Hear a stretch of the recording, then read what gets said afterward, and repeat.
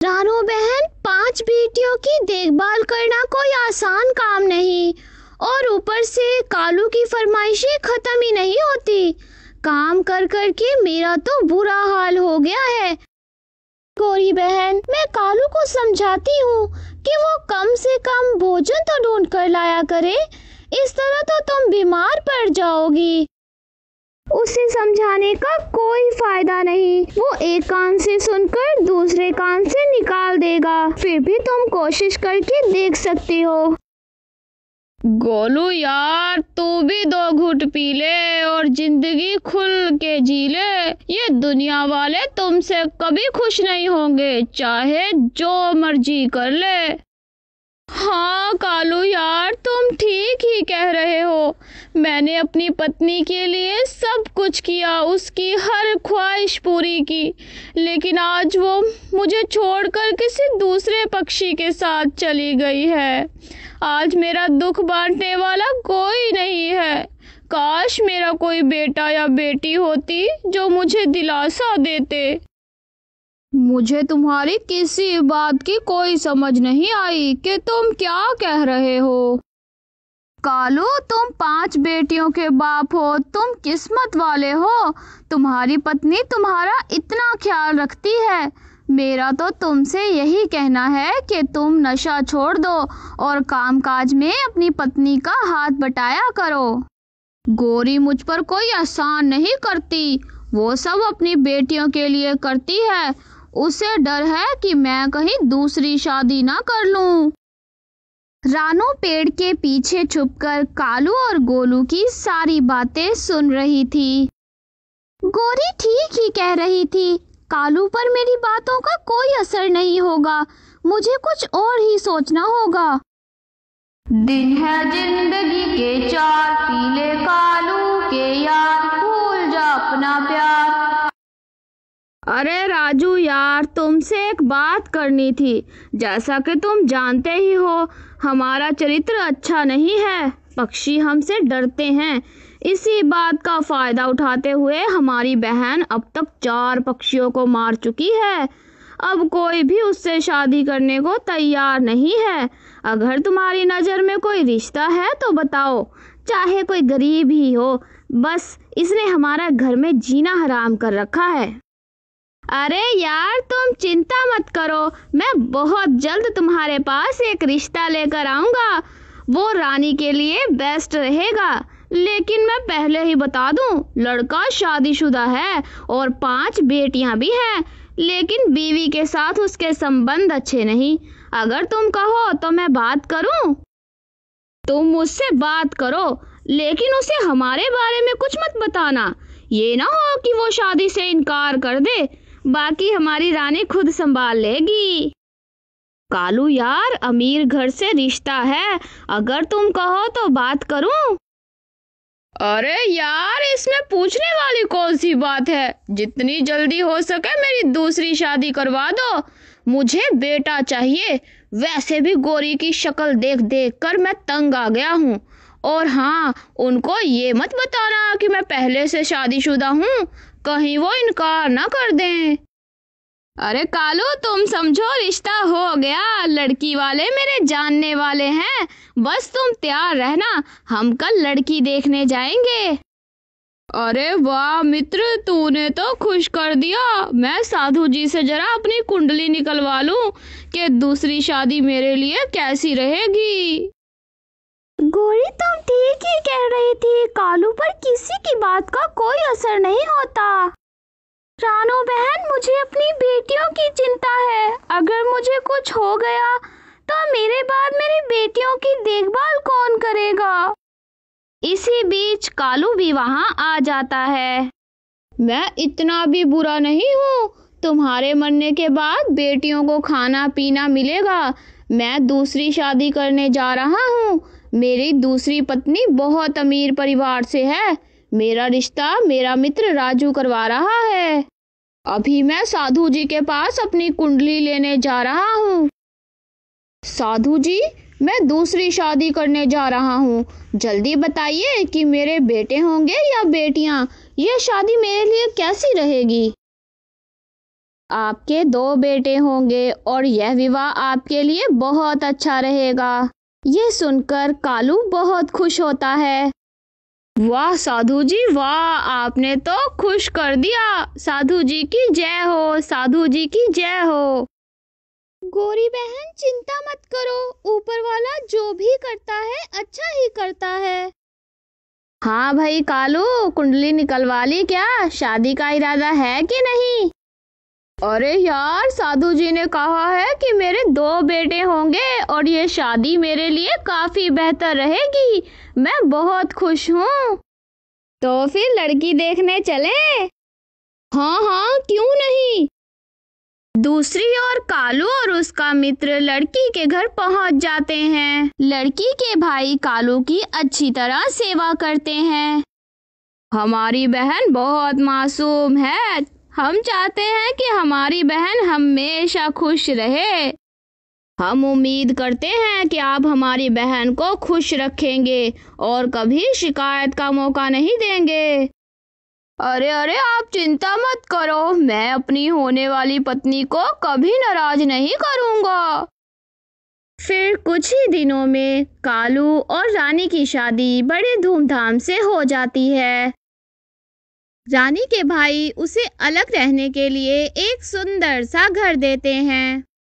कालू जी, अगर मुझे पता चल गया कि तुम अपनी पहली बीवी के पास जाते हो तो समझो तुम्हारी जिंदगी का वो आखिरी दिन होगा।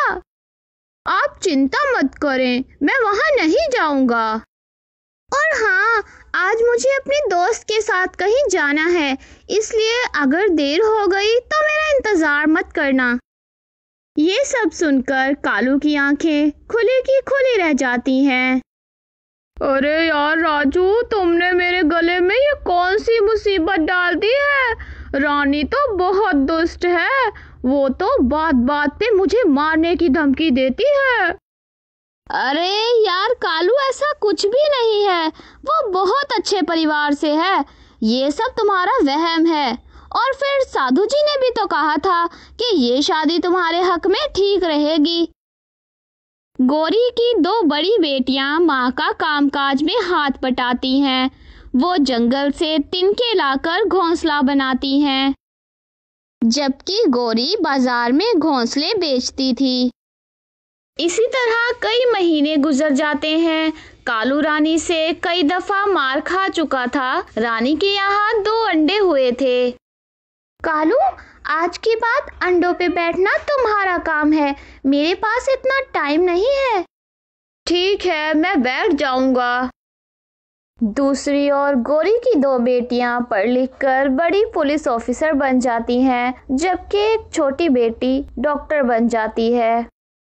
काश हमारे पास पिताजी होते तो वो बहुत खुश होते। बेटों की हसरत ने उनको इस कदर मजबूर कर दिया कि रानी माँ हर समय उन पर जुल्म करती रहती है।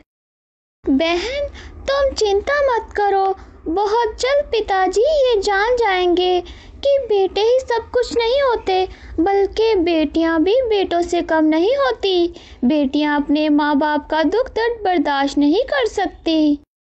हमारी 2 बहनों ने माँ जी के साथ मिलकर हमें दिन रात मेहनत करके पढ़ाया। उनकी वजह से आज हम बड़ी ऑफिसर्स बनी हैं। ऐसा तो बेटे भी नहीं कर पाते जैसा हमारी बहनों ने कर दिखाया। रानी के अंडों से 2 बेटे पैदा होते हैं जो बहुत ही सुंदर थे। कालू बेटों को देखकर बहुत खुश होता है। कालू, बहुत बहुत मुबारक हो, आज तुम्हारी इच्छा पूरी हुई। हम तुमसे बहुत खुश हैं क्योंकि तुमने हमारी बहन को खुश रखा और शिकायत का कोई मौका नहीं दिया। काश मेरे ये बच्चे गौरी के यहाँ होते तो आज मुझे गौरी से दूर न रहना पड़ता। कालू, ये किन सोचों में गुम हो? जल्दी बाजार जाओ और बच्चों के लिए नए घोंसले लेकर आओ। अच्छा रानी, मैं अभी जाता हूँ। कालू एक तरफ तो बहुत खुश था कि उसकी इच्छा पूरी हो गई, जबकि दूसरी ओर वो अपने परिवार को लेकर दुखी भी था। माँ, मुझे पिताजी की बहुत याद आ रही है। मुझे ऐसा लग रहा है जैसे वो मेरे पास आ रहे हैं। नहीं बेटी, तुम्हारे पिताजी कभी तुमसे मिलने नहीं आएंगे। वो बहुत दुष्ट पक्षियों के हाथों फंस चुके हैं। फिर कालू अपने बहुत पुराने मित्र गोलू के पास जाता है। अरे कालू यार, तुम तो दूसरी शादी करके मुझे भूल ही गए हो। नहीं यार, बोला नहीं था, काम ही बहुत होते हैं, बस टाइम ही नहीं मिलता। अरे और सुनाओ, सुना है तुम्हारी नई पत्नी बहुत दुष्ट है, तुम पर बहुत जुल्म करती है। नहीं मेरे दोस्त, ऐसी कोई बात नहीं है। इन लोगों को बातें बनाने की आदत होती है। चलो छोड़ो इन बातों को। आज मेरे यहाँ 2 बेटे हुए हैं, मैं बहुत खुश हूँ। अरे यार, तू तो बड़ा खुश नसीब है। एक साथ 2-2 खुशियाँ। 2-2 खुशियाँ? मैं कुछ समझा नहीं। अरे तुम्हारी 2 बेटियां बड़ी पुलिस ऑफिसर बन गई हैं और एक बेटी डॉक्टर, तो क्या ये खुशी की बात नहीं?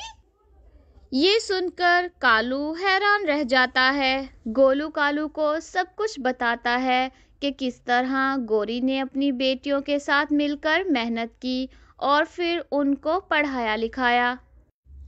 अभी भी गौरी की घोंसले की बहुत बड़ी दुकान है। फिर गोलू कालू को गौरी की दुकान का एड्रेस देता है। कालू अपनी बेटी और गौरी को दूर से एक पेड़ के पीछे छुपकर देखता है। गौरी, मुझे बहुत खुशी है कि तुमने वो कर दिखाया जो मैं नहीं कर पाया। ऊपर वाले मुझे माफ कर देना, मैंने गौरी के साथ अच्छा नहीं किया। मुझे यकीन है कि मेरी बेटियां मुझे माफ कर देंगी, लेकिन गौरी मुझे कभी माफ नहीं करेगी। भाई, कालू दिल का बहुत अच्छा है। मैं सोच रही हूँ कि उसे उसकी बेटियों से मिलने दूं। हाँ हाँ गौरी, तुम ठीक कह रही हो। बेचारे ने बहुत जुदाई सही है। कालू, घोंसला नहीं लेकर आए और तुम इतनी देर तक कहाँ थे? रानी कालू से बड़ी नरमी से बात करती है। रानी का ये व्यवहार देखकर कालू बहुत हैरान रह जाता है। वो जिस दुकान से घोंसले मिलते हैं ना, वो मेरी पहली पत्नी की है, इसलिए मैं वहां नहीं गया। कालू, तुम्हारे व्यवहार ने मुझे बहुत प्रभावित किया है।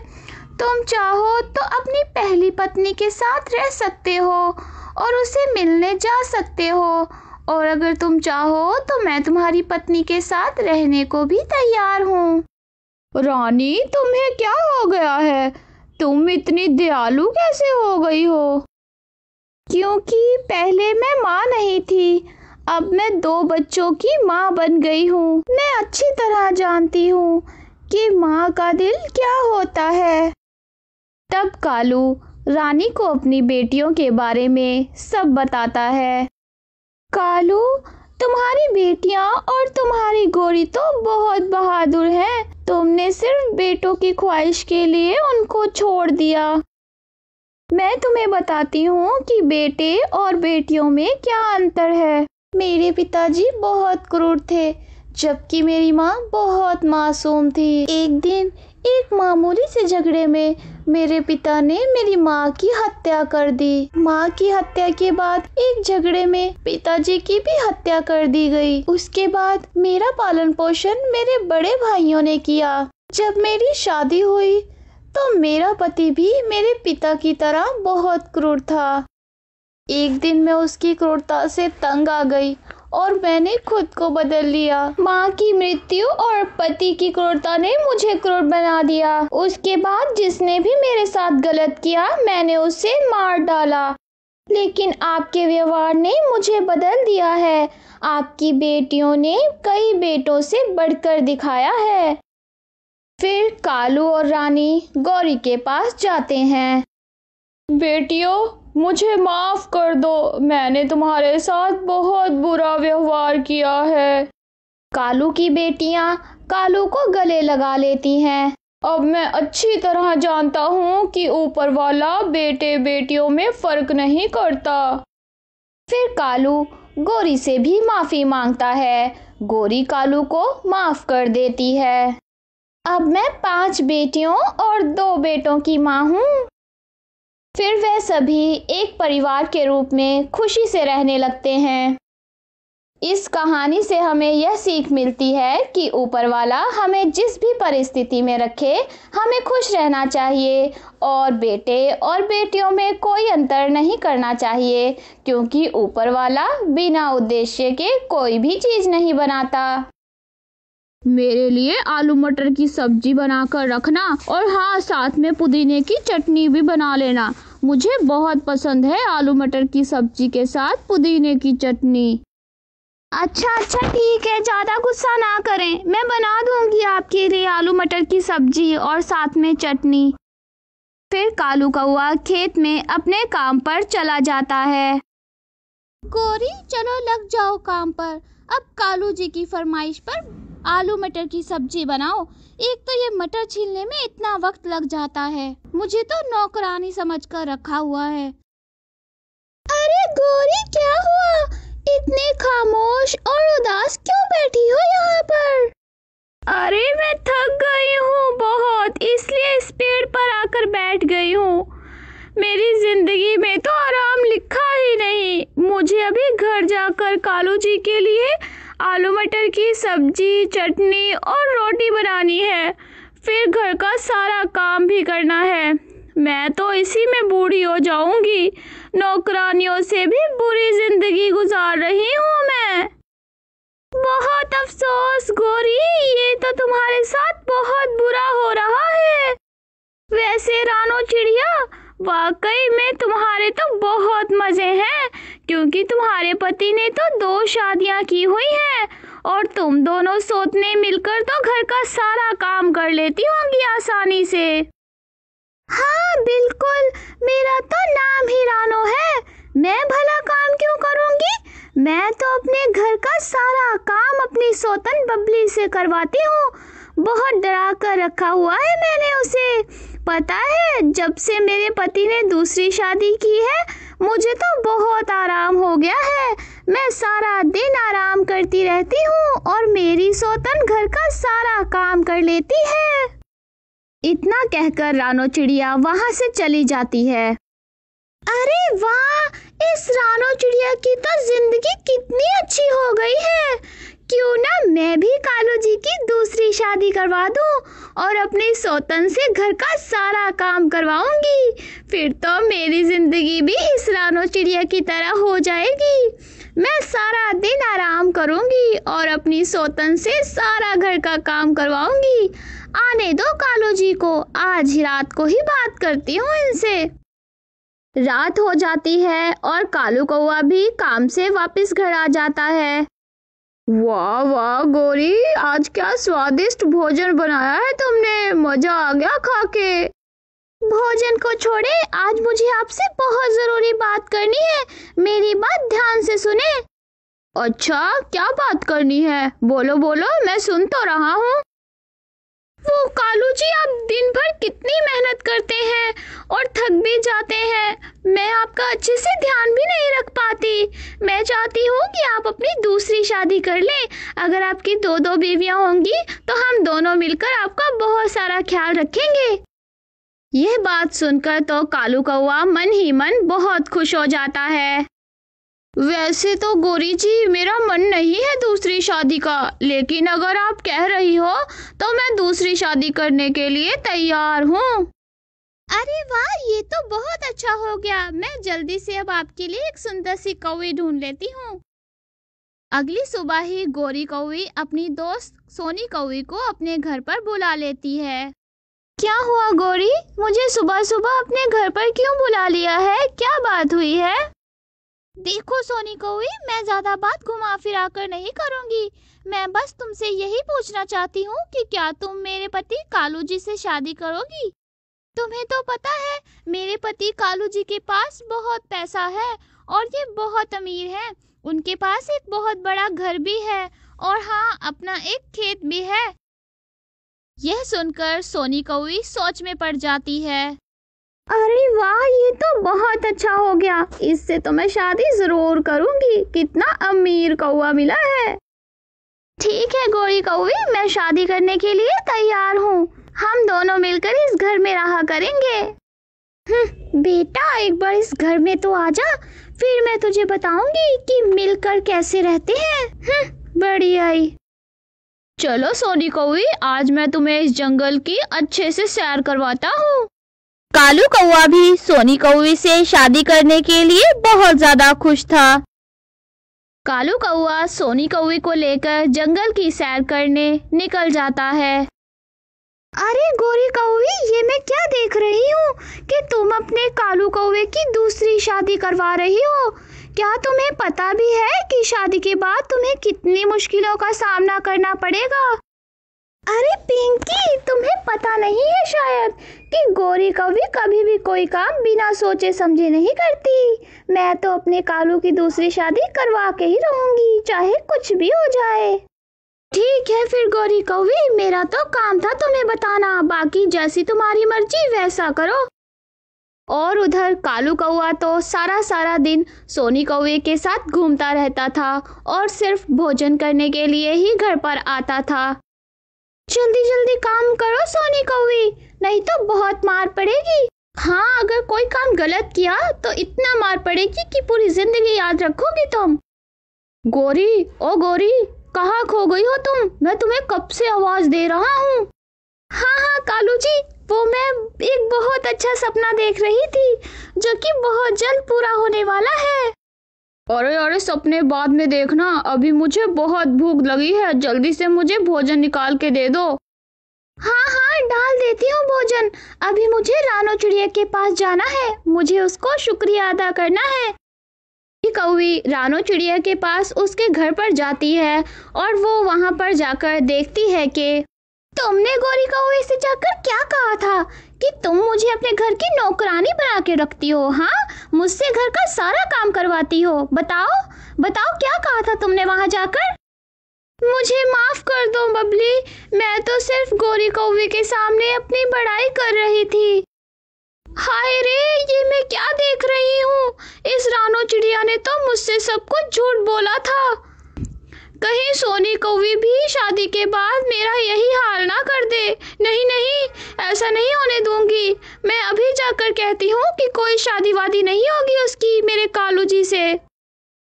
यह कहकर गोरी कौवी सोनी कौवी की तरफ जाती है। सोनी कौवी और उसका भाई बैठकर बातें कर रहे थे।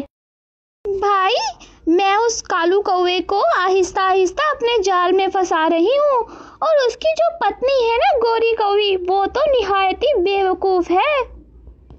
उस गोरी कौवी को तो मैं शादी के बाद बताऊंगी कि घर का सारा काम कैसे करते हैं। अपने घर का सारा काम करवाऊंगी मैं उससे। और भाई, तुम चिंता मत करो, तुम्हारे घोंसले की भी सफाई मैं उससे करवा दिया करूंगी। यह सब सुनकर तो गोरी कौवी गुस्से में आग बबूला हो जाती है। दुष्ट कौवी, मुझे अपना नौकर बनाओगी? तुझे तो मैं छोड़ूंगी नहीं। और हाँ, कोई शादी वादी नहीं होगी तुम्हारी मेरे कालू जी से। आई बड़ी मेरे कालू जी से शादी करेगी। ऐसा कहकर गोरी कौवी वापस अपने घर को चली जाती है।